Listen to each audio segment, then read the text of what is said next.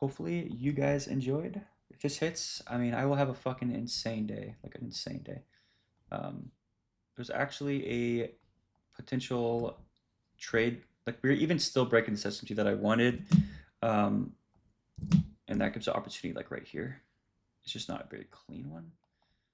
So like right here, the you get an SMT fill. Sorry, you get this bearish candle, and then YM does not trade into.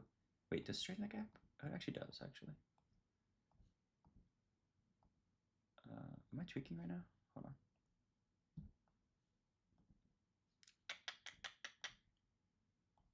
on. Okay, so it's like two stages SMT. Yeah, I wasn't really watching too much, but it's kind of weird. It's like a strength switch here, but this you don't want to buy. So this is what I was talking about the other day, where I was talking about low probable SMT fills. So it's when you create SMT fill, right? So here you have an SMT fill, right? But the SMT low is going to create a future gap. This is low probability right here. So you trying to like long, like, I don't know, like up in here or something, super low probability. This is the main SMT fill you want to concern yourself with. So it's kind of like a two-stage like this, I guess you could say. But this right here is not bad because 12 o'clock opens up right here. So you get the 6-hour open. So here you get the two-stage, right? And the asset that actually swept is actually closing a C2. That's a really good thing to see. So trading C4, you know, wherever, right? Probably ES, it's the middle asset here. It's showing a lot more strength. Probably you want to trade this asset here. It's actually opening up within that SMT fill reversal. So here's 12 o'clock. What is it opening up with or within? A C3, right? So right before the previous 6-hour candle closed, it already retraced into a gap and reversed, creating a PSP and SMT fill. So trading this, for example, like a positional entry would be decent. Like right here, for example. Like that would not be a bad trade in my opinion. Something like that. We just kind of bullshit for a little bit, but ultimately it's probably going to get there to break this overall SMT that you see. So yeah, guys, a lot of trades today, like a lot of trades today. It's just fucking crazy. This shit like still blows my mind. If this shit hits too, oh my god, it's gonna hit probably. Crazy, man. There's even this on oil, bro. There's just a lot of opportunities, bro. I think there was shorts available somewhere. I'm just not sure where the original SMC begins from. I think it's a two-stage P. I don't know. Let me go to 90-minute. Yeah, that's what it was. No. So it's like this. So if you guys didn't know, oil and CL, or sorry, what the hell? Oil and metals are like, they're not correlated. They don't make the same highs and lows, but they generally do the opposite things. So if oil is bullish, typically metals are bearish. Wait, what did I say? If oil is bullish, metals are bearish, right? And typically, if the indices are bullish, then metals is bullish, if you didn't know that. So if you look here, we know that same thing with indices. If indices is bullish, typically oil is also bearish typically, but mainly it's with these two. It's not always the case though. So it's not like you're gonna use it like every day or something. But it is an actual little confluence. For example, like if you're not so sure on the bias or like bias is like conflicting on like metals and it's like really obviously like bearish on oil or something, you're gonna lean more bullish on gold. Like that's how you're gonna do it, right?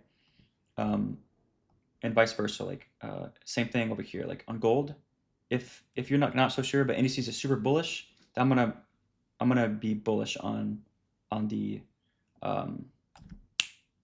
goddamn, the fuck is it called, dude? What did I say? I just have dementia or something. I just forget exactly what I was saying. I think I meant to say. Let me just repeat it.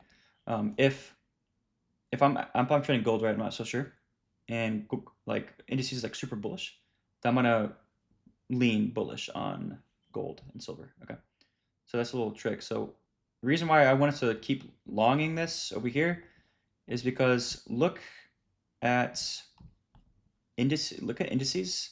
within, you know, 10, 11, 12 o'clock, these assets are doing nothing really on metals, but look at indices at 10, 11 o'clock. We're really expanding, right? So here's 10 o'clock, expanding very heavy, 11, 12, and then we're just continuing, right? So this asset over here had a bullish sequence. Both days are expanding. See, they're both expanding. Typically going the same direction, right?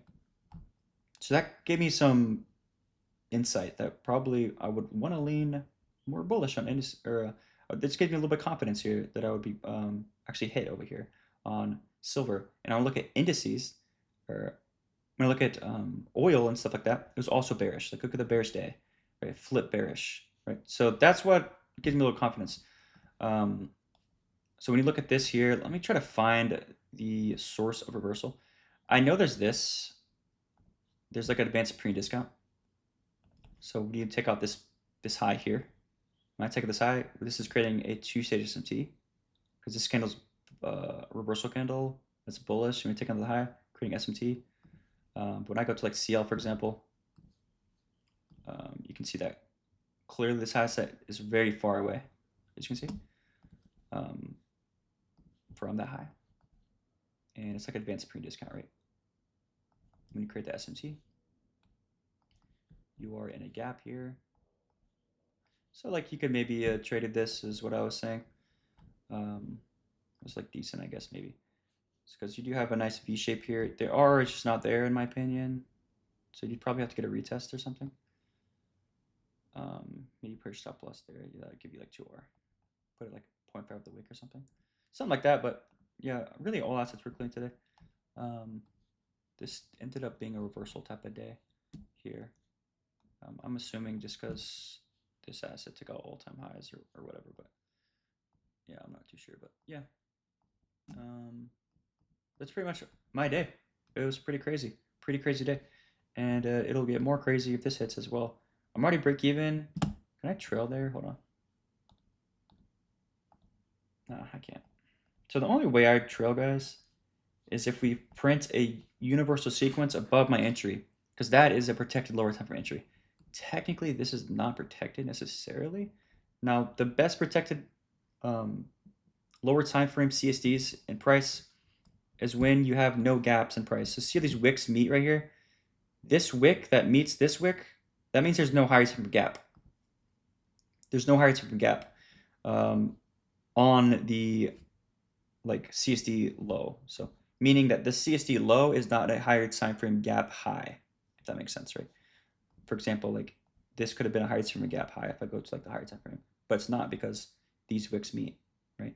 If this wick was like right here, for example, then you would have a gap right here, which would not be protected. So if you do want to trail, you want to do it like that. But the best way to trail, in my opinion, is just wait for universal sequence.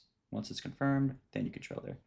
But yeah, I'm not going to be my stop loss. It's either break even or TP for me here. So yeah. So that's going to be my last trade. I'm not going to recap this one. I already did it.